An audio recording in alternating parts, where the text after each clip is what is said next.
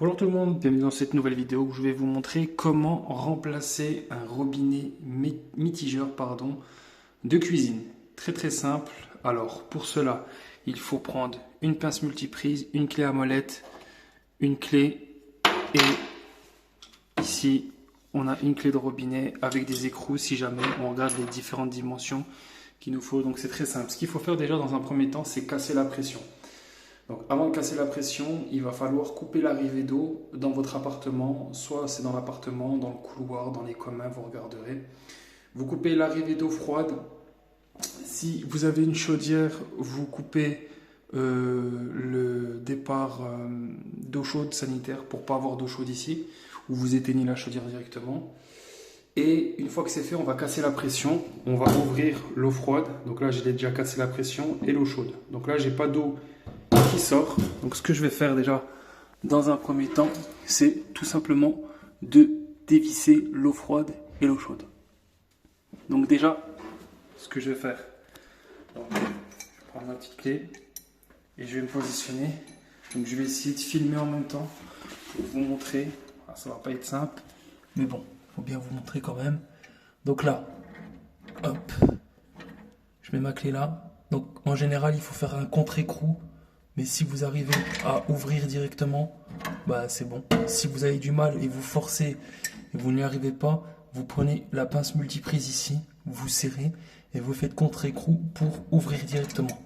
D'accord? Donc là j'ai ouvert à peine, j'ai réussi à l'ouvrir, donc c'est nickel. Voilà. Donc là, c'est tout bon. Des fois il y a un peu d'eau qui sort, mais il faut pas s'inquiéter. C'est tout à fait normal. Voilà, hop. Donc là, je regarde si je peux l'ouvrir avec la main. Et c'est tout bon. Donc ça, c'est la première étape qui est relativement simple. C'est à la portée de tout le monde, hein, même homme comme femme. Hein, même si vous y connaissez, c'est pas du tout en plomberie.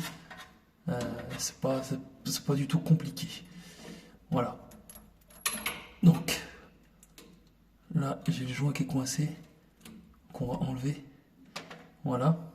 Une fois que j'ai fait ça, une fois que j'ai enlevé les flexibles, on va passer à la deuxième étape qui est la plus, je dirais la plus compliquée. C'est de retirer les petits écrous que vous voyez juste ici. Donc du coup, j'ai réussi à me débrouiller avec la clé multiprise. Ce que j'ai fait, c'est que j'ai pris un tournevis plat comme ça.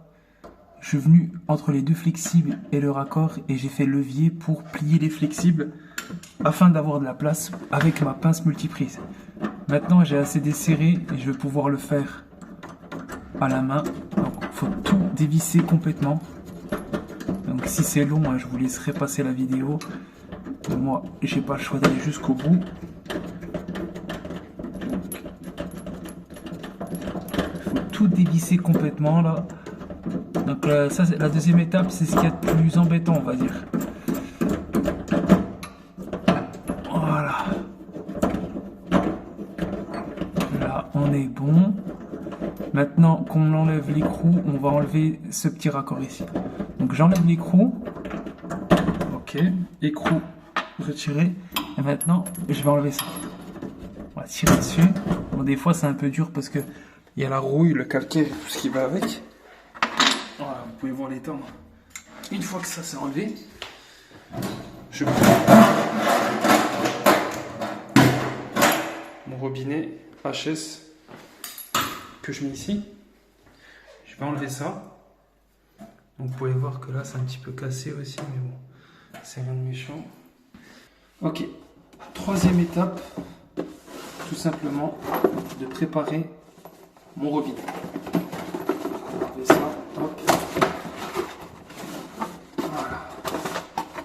Ensuite, on va prendre ce dont on a besoin. Donc là, il est bien emballé. Donc, voilà le robinet, comment il se présente. Le robinet est tout neuf. Ok. Donc là, on a toujours le petit écrou, vous pouvez voir. Donc, en fait, comment ça se présente? Je vais enlever ça et je vais vous montrer.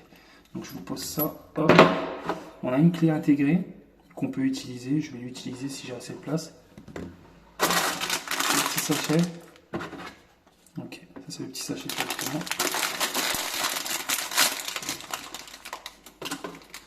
Premièrement, c'est de mettre le joint. Donc pour mettre le joint, voilà, à l'intérieur, là, il est flexible.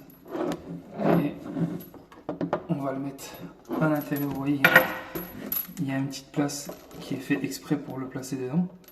Voilà, donc je place mon joint. Tac, je fais en sorte que ce soit bien mis. Voilà, mon joint il est là. Comme ça c'est bien étanche. Donc par-dessus mon évier, donc là je vais mettre ça par-dessus mon évier, au-dessus la partie supérieure. Ensuite, en dessous, ce que je vais placer, c'est ça. Voilà. Ça, on va le mettre en dessous de l'évier. On va venir le caler comme ça. Et ensuite, là, en fait, si vous voulez, normalement ici, donc entre le joint et ça, et le robinet, il y aura l'évier et l'écrou juste en dessous. D'accord? On va passer tout de suite à la pratique. Ok, donc là je viens de placer mon robinet, donc faites en sorte qu'il soit bien droit, d'accord? Donc l'eau chaude à gauche et l'eau froide à droite. Donc là, je vais prendre ma petite clé, ok?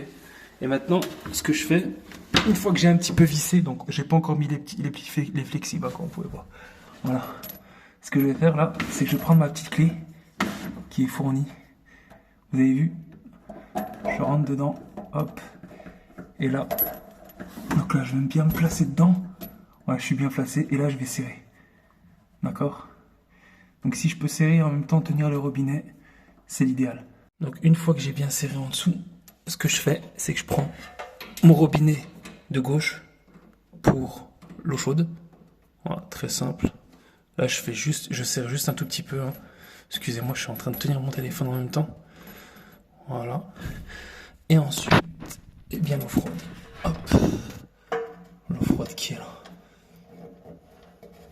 Par contre, j'aurais besoin de mes deux mains pour bien serrer, donc je couperai le téléphone. Mais là, il faudra prendre la pince multiprise ici, d'accord, pour faire compte l'écrou avec la clé pour serrer. Vous voyez déjà, j'utilise une seule main, j'ai un petit peu du mal. Voilà, là c'est bon, j'ai réussi un peu à serrer. Voilà les amis, c'est bon.